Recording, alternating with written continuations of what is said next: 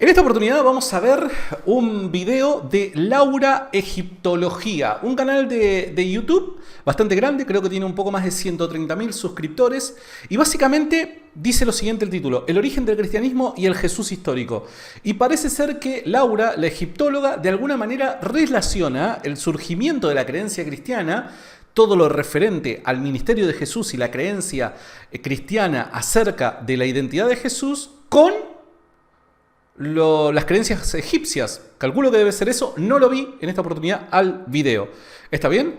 Así que vamos a ver qué es lo que dice Laura la egiptóloga o egiptología. Dice Laura Egiptología. ¿Está bien?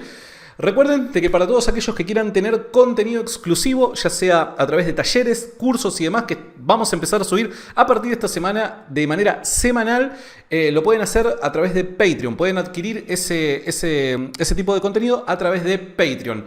En el comentario fijado voy a dejar toda la info para que vayan, se suscriban ahí y van a tener todo el material que ustedes deseen para verlo la cantidad de veces que quieran. Vamos un instante a la otra escena.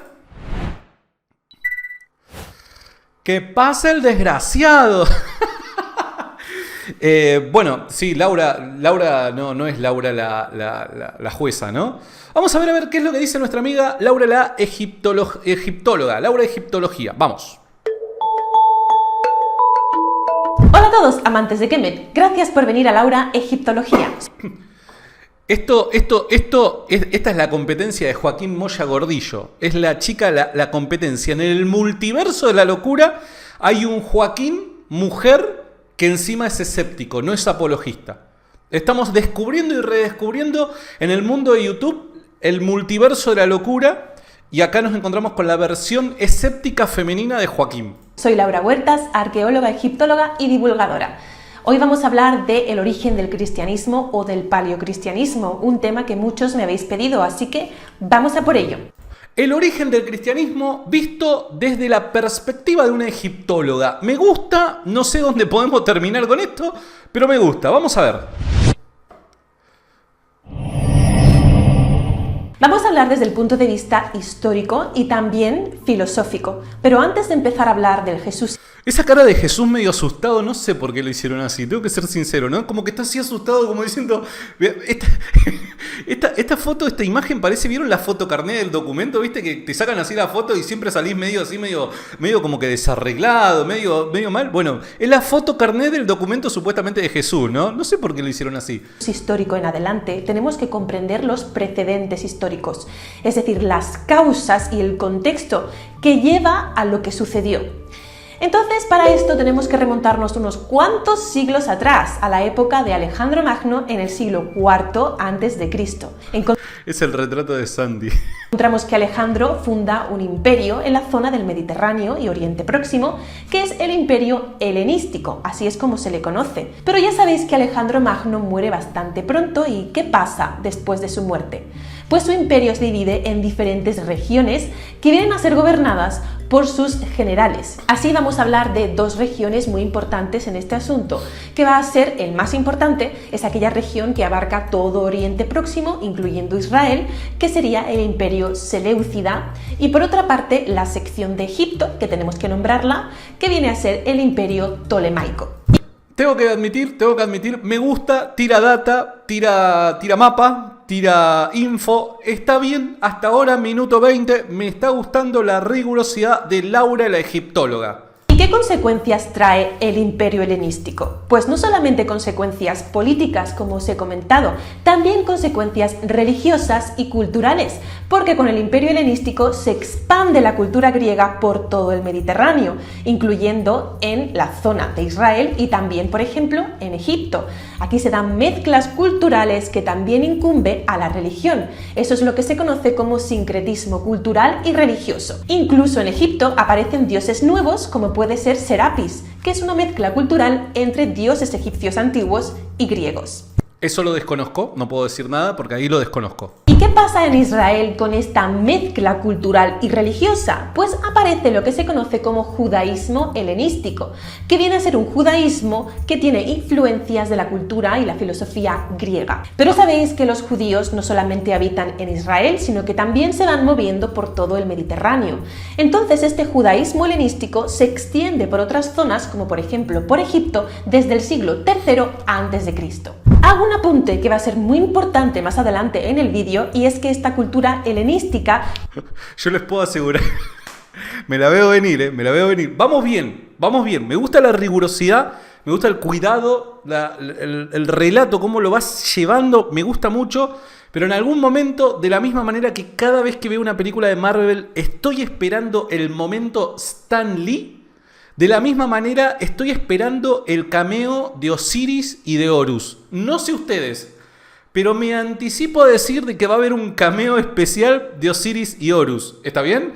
O sea, esto es más esperado que la aparición de Tobey Maguire en la película de No Way Home, ¿no? De Spider-Man. Así que bueno, vamos a ver, capaz que me equivoco y capaz que me comí ahí un garrón. También conlleva la expansión de la filosofía griega con diferentes movimientos filosóficos como el neoplatonismo. Luego hablaremos más del tema. ¿Y qué pasa con Israel bajo el Imperio Seleucida? Aquí encontramos diferentes comunidades judías que quieren la independencia política. Uno de esos grupos judíos que quieren la independencia política son los macabeos, que finalmente lo consiguen y fundan una dinastía, de modo que Israel va a ser independiente más o menos durante un siglo. Pero esta independencia acaba cuando Israel es ocupada por el Imperio Romano. Entonces ya os podéis imaginar qué ocurre en Israel. Vuelve a haber movimientos culturales judíos que desean la independencia, quieren independizarse del Imperio Romano. Y en un contexto político como este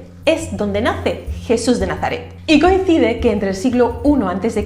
y el siglo I después de Cristo surge en Israel una serie de líderes religiosos judíos, mesías, podríamos decir, varios, entre ellos Jesús, pero no es el único. Hay muchos más, como por ejemplo Yohanan ben Zakkai o Hanina ben Dosa. Cada uno tiene sus propios seguidores y forman sus propias comunidades judías. En el caso de Jesús hablamos de lo que se llama Ministerio de Jesús, que vendría a ser su comunidad. Así es cierto, para ese tiempo era como que había una plaga de mesías, por así decirlo, que levantabas una piedra y aparecía un mesías. Es cierto, hasta este momento vamos bien. Nos encontramos con un Jesús histórico que va predicando su palabra, y desde que Jesús muere en adelante hasta que se constituye un credo oficial de las creencias cristianas, pues ocurren varias cosas, porque ahí hay varios siglos de entremedio.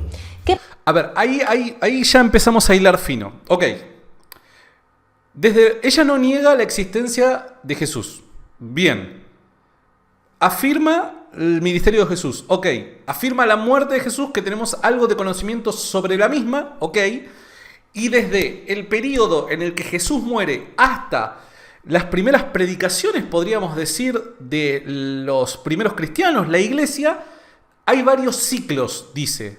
Ok, estos varios ciclos parecen estar compuestos por un espacio muy, pero muy estrecho de años, podríamos decir. Si es que nos atrevemos a decir años, probablemente sean meses. Pero bueno, ella dice que está separada por una serie de ciclos que ocurren. Ok, ahora vamos a prestar atención. ¿Qué pasa entonces? La primera etapa se conoce como la etapa apostólica. Para. ¿Dijo ciclos o siglos? Acá Ronnie Jara está diciendo siglos. Yo entendí ciclos. A ver, vamos a ponerlo de vuelta. Capaz que yo me equivoqué. Lo ponemos de vuelta.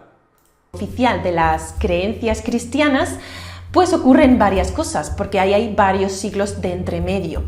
¿Qué dice? ¿Siglos o ciclos? Entiendo de que puede decir siglos, guarda. Capaz que está diciendo siglos y ahí ya derrapamos, o sea, para. Como que veníamos bien. Si decimos ciclos, dice ciclos, ¿no? Bueno, vamos a avanzar el video y vamos a, seguramente más adelante, averiguar si dice ciclos o siglos. Si dice siglos, ya está, negra, poné los ravioles porque terminamos acá. Si dice ciclos, me gustaría saber a qué se refiere con eso. ¿Qué pasa entonces? La primera etapa se conoce como la etapa apostólica. Esta etapa vendría a estar constituida por la predicación de la palabra de Jesús por parte de sus apóstoles, como todos sabemos. Aquí ya encontramos interpretaciones diferentes. Empiezan las primeras ramas. Después de la etapa apostólica... Ok.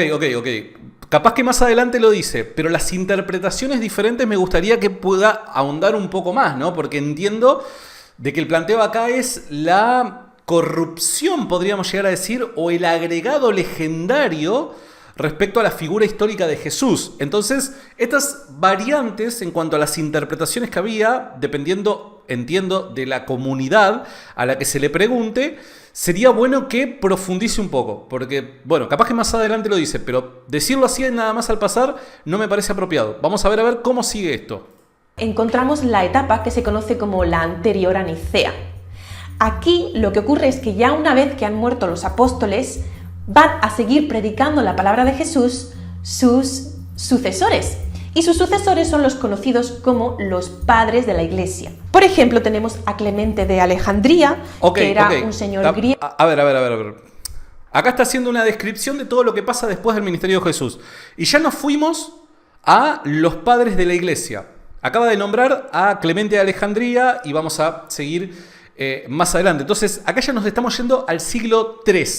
Entonces, probablemente esa confusión que había al principio, si había dicho ciclos o siglos, sea siglos. ¿Está bien? ¿Por qué? Porque hizo un salto de Jesús, los apóstoles, los discípulos de los apóstoles y los padres de la Iglesia. Y ya estamos ubicados en el siglo III. Por ende, no era ciclos, sino siglos. Y ahí, me parece que ahí ya es crónica de una muerte anunciada. Pero bueno, nada, capaz que estoy escupiendo al cielo y me cae el gallo en el ojo. Griego que se formó en Egipto, o también a Ignacio de Antioquía, o también a Origen. Estos señores, además de predicar la palabra de Jesús y de escribir textos, fundamentan todas las creencias cristianas en una base un poco más filosófica y más sólida. Aquí ya tenemos bastante caos. Es cierto. La filosofía empieza a introducirse. Primero vemos los primeros rastros en los apologistas, principalmente en Justino Mártir, y luego vemos, un gran contenido filosófico en la escuela alejandrina, ¿no? Que viene, el primer gran exponente es Clemente, luego Orígenes y así, ¿no? En cuestión de todas las ramas que se van abriendo de la interpretación de la palabra de Jesús. Y encontramos que se va expandiendo bastante rápidamente. Podemos hablar de dos cristianismos, visto desde un punto de vista social. El cristianismo según lo acogían las gentes más humildes, y luego el cristianismo visto desde el punto de vista más elitista y también más culto y filosófico. En el ámbito... Ok. Hay dos tipos de cristianismo a partir aproximadamente del siglo III. Hicimos acá un salto en el tiempo, puso el DeLorean a 88 millas por hora y del ministerio de Jesús, sin ningún tipo de explicación, atravesó 2 siglos y nos ubicamos ahora en los padres de la Iglesia, particularmente en la escuela alejandrina. Ok, ese salto de tiempo parece quedar ahí como un hueco en el vacío, a menos que más adelante aclare algo. Pero bueno, nada, vamos a seguir viendo, capaz que desarrolla estas objeciones que le estamos presentando, las desarrolla más adelante. Filosófico, esas interpretaciones se dejan por escrito, constituyen ramas que no son bien diferenciadas entre sí, no se catalogan ni se etiquetan tan fácilmente. Incluso encontramos que el cristianismo tiene una tendencia en este momento que es a mezclarse con las creencias gnósticas. Es el cristianismo gnóstico con una serie de textos que luego más tarde se considerarían heréticos. Ok. Acá hace falta una línea de tiempo y hacer algún par de correcciones, ¿no? Los gnósticos no aparecen en el siglo III, chicos. Los gnósticos aparecen a finales del siglo I. Probablemente las epístolas del apóstol Juan están haciendo una clara referencia a un inicio, origen del movimiento gnóstico dentro de la iglesia y están tratando de, de purificar la iglesia a través de esa exhortación los apóstoles.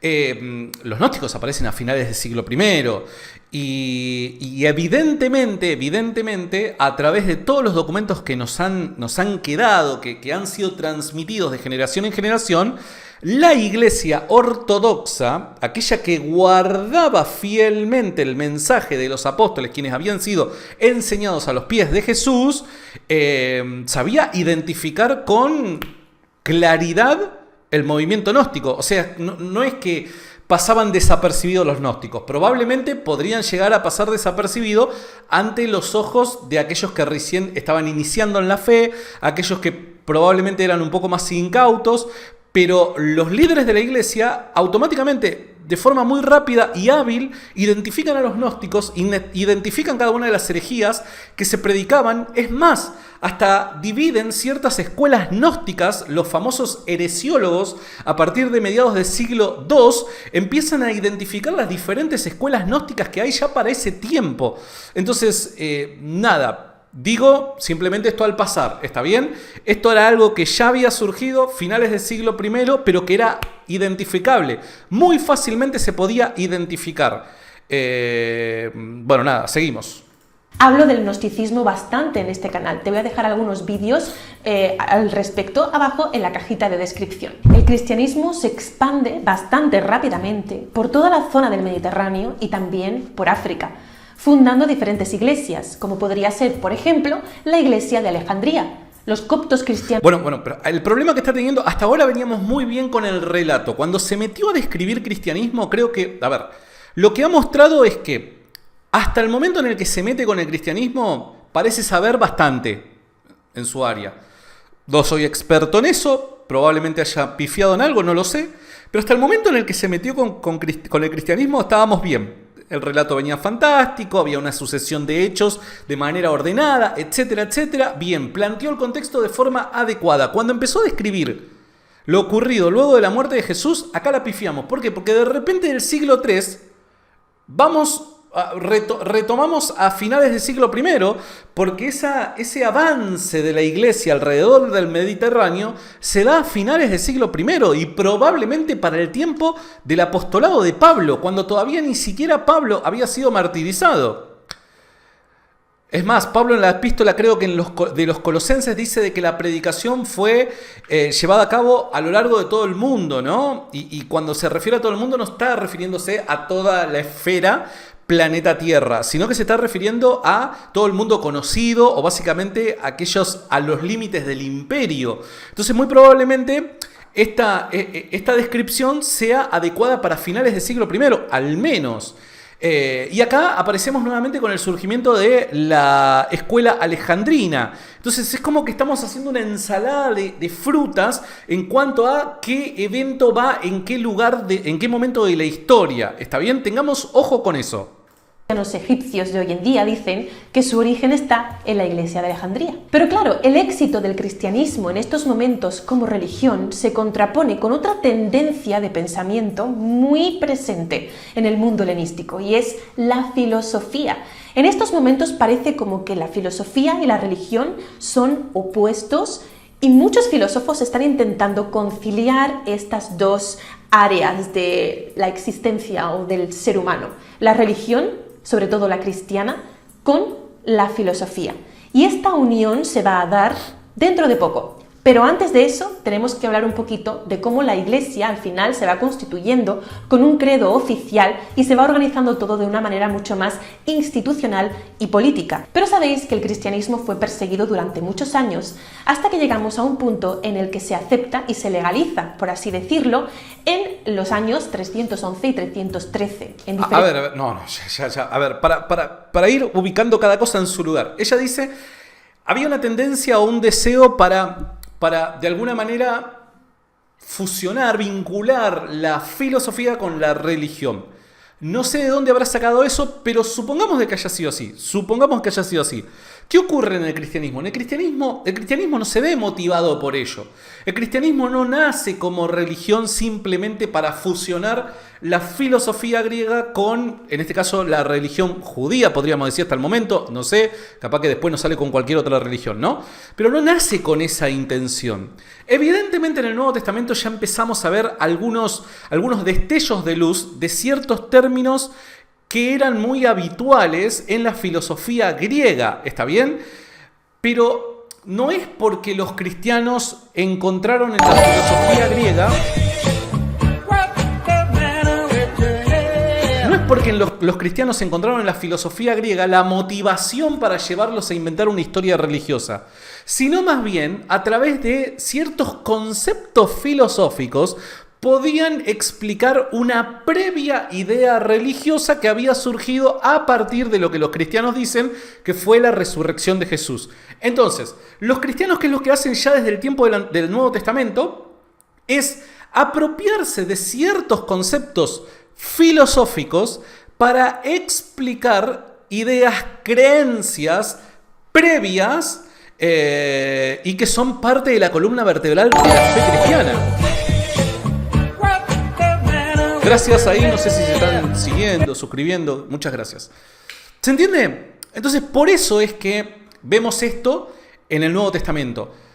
Después podemos empezar a ver, a mediados del siglo II, que sí empieza a haber una mayor tendencia a emplear términos filosóficos porque a raíz de que estaban surgiendo muchas herejías y había que de alguna manera frenarlas, estas herejías, para frenar estas herejías, requerían los cristianos poder explicar correctamente su doctrina. ¿Se entiende?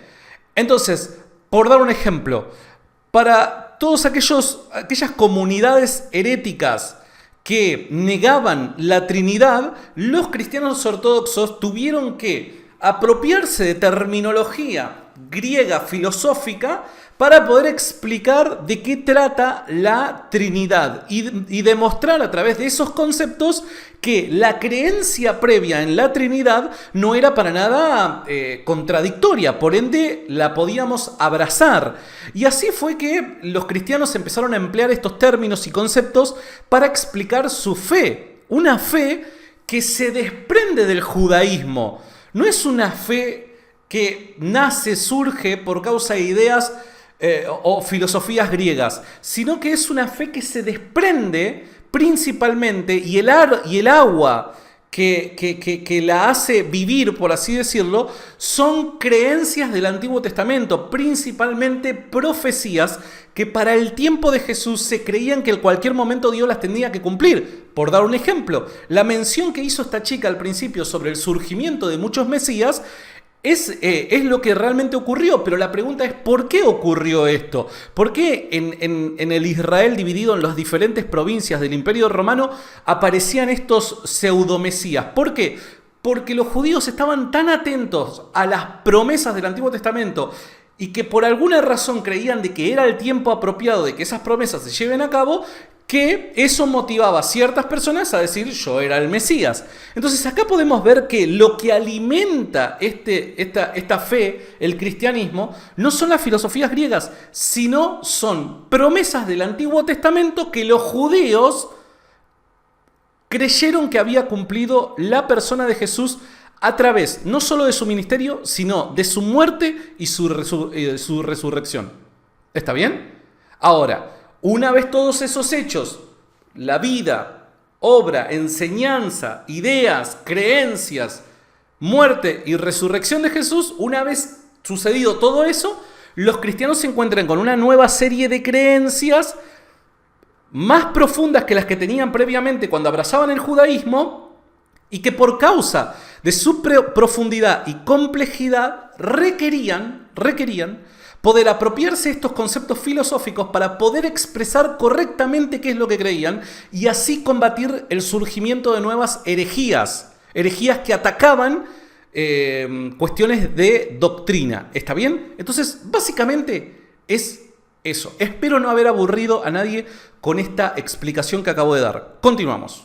Diferentes concilios. Luego, esta constitución de un credo oficial va a ser muy importante gracias al concilio de Nicea en el 325. Y finalmente en el 380, y acuérdate de esta fecha, es que Teodosio I hace que la religión cristiana sea la religión oficial del Imperio Romano.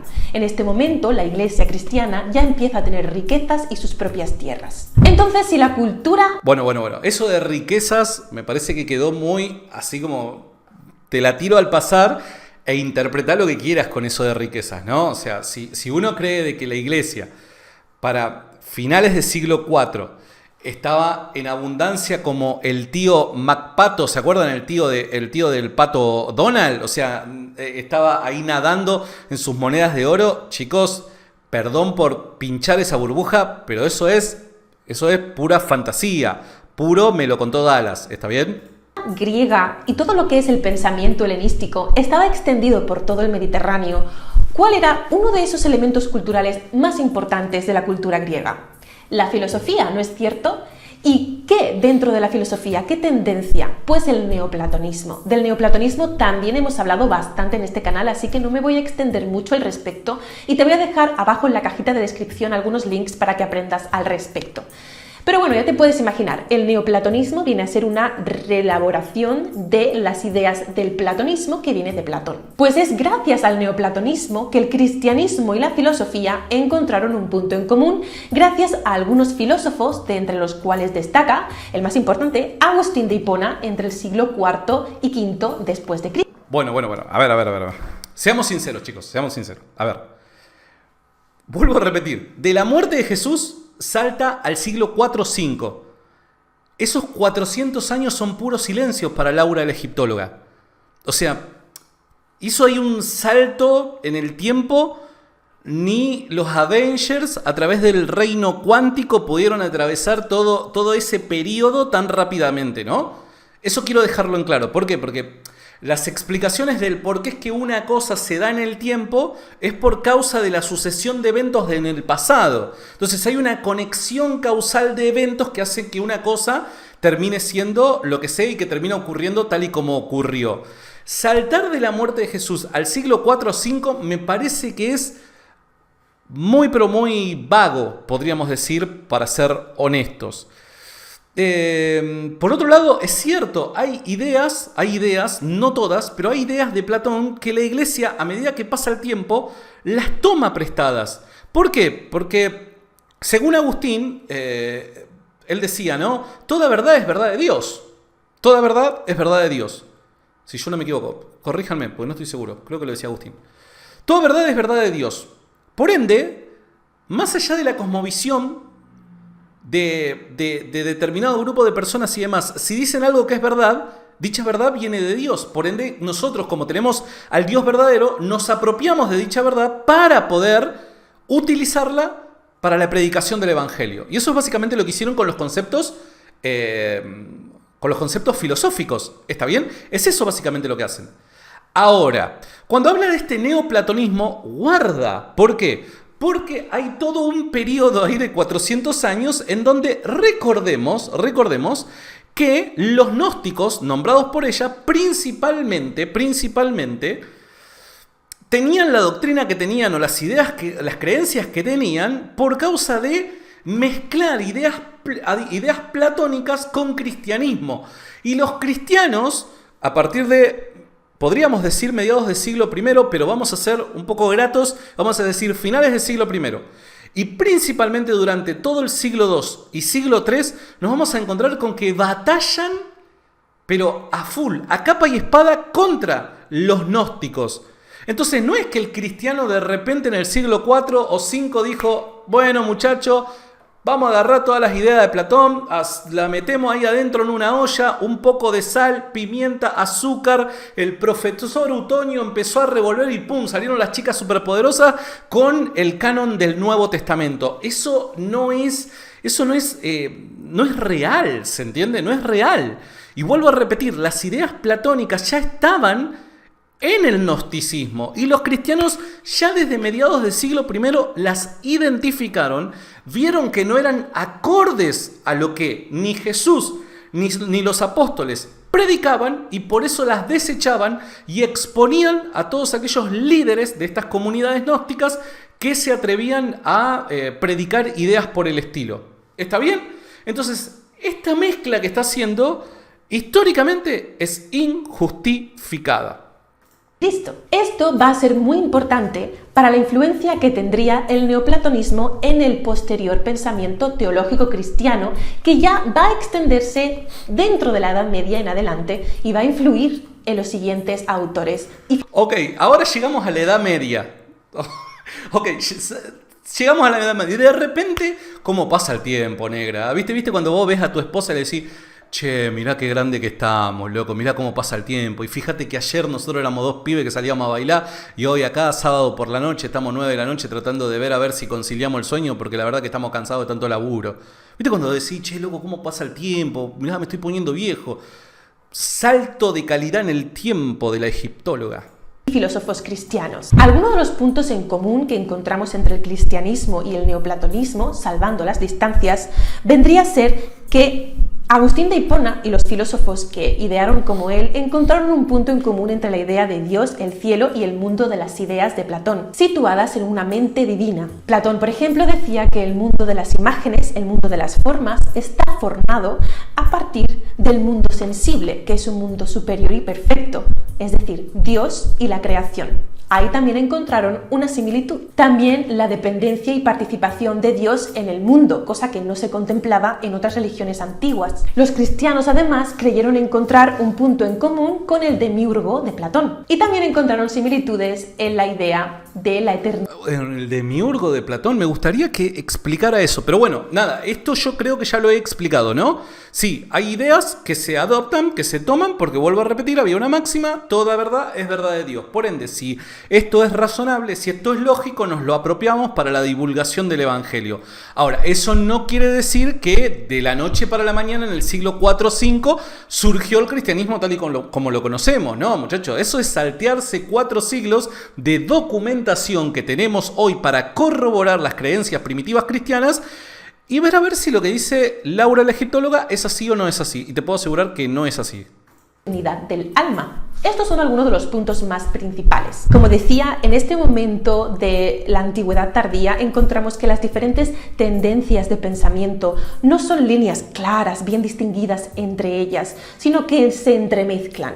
Hemos hablado de la, digamos, unión o asimilación entre el cristianismo y el neoplatonismo en cuestión de filosofía.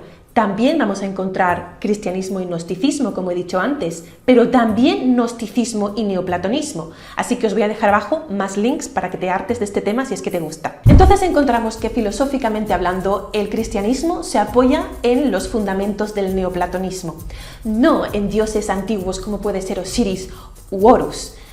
Apareció, tuvo su cameo Osiris y Horus, está bien, pero bueno, me llevo la sorpresa porque capaz que aparecía ahí diciendo que, bueno, era una copia de relaciones de religiones mistéricas, ¿no? Y cosas por el estilo. Y está bien, fue por otro lado. Pero. A ver, la pregunta que le tenemos que hacer a Laura, la egiptóloga, es: ¿cuál es la razón por la que los cristianos creían que Jesús había resucitado a los muertos? ¿Cuál es la razón por la que creían que Jesús era Dios? ¿Cuál es la razón por la que creían de que había una Trinidad? ¿Cuál es la razón por la que creían de que ya no eran necesarios los sacrificios? Típico de toda religión. ¿Cuál era la razón por la que...? Y podríamos seguir enumerando. Y todas estas creencias se explican a mediados del siglo I, del siglo I. No tenemos que irnos al siglo IV, siglo V y menos a la Edad Media. En el siglo I esto se explica, las razones del por qué tenían todo ese tipo de creencias. Ahora, y vuelvo a repetir, reitero, para explicar todas estas creencias, los cristianos se apropiaron de conceptos filosóficos capaces de poder explicar estas ideas que hasta el momento no tenían el vocabulario apropiado como para poder transmitir correctamente aquello que creían. Pero eso no quiere decir que las creencias fueron de alguna manera arrebatadas de Platón o algo por el estilo. En absoluto. Para nada. Me quedó pendiente lo del demiurgo ahí, que no sé por qué lo mencionó. Me gustaría saber por qué lo mencionó y qué relación tiene de alguna manera con la creencia cristiana. No lo sé. A ver, que los gnósticos adoptaron la creencia del demiurgo, sí, pero los gnósticos, no los cristianos. ¿Está bien? Pero nada, tengo que ser sincero, hasta ahí nada más. A ver, venía bien Laura la egiptóloga, vino bien, le poníamos ficha, pero la verdad, ahí desbarrancó, se fue por la tangente y a ver, tenemos una máxima: dato mata relato. Amiga, la verdad, no terminaste de convencer a nadie.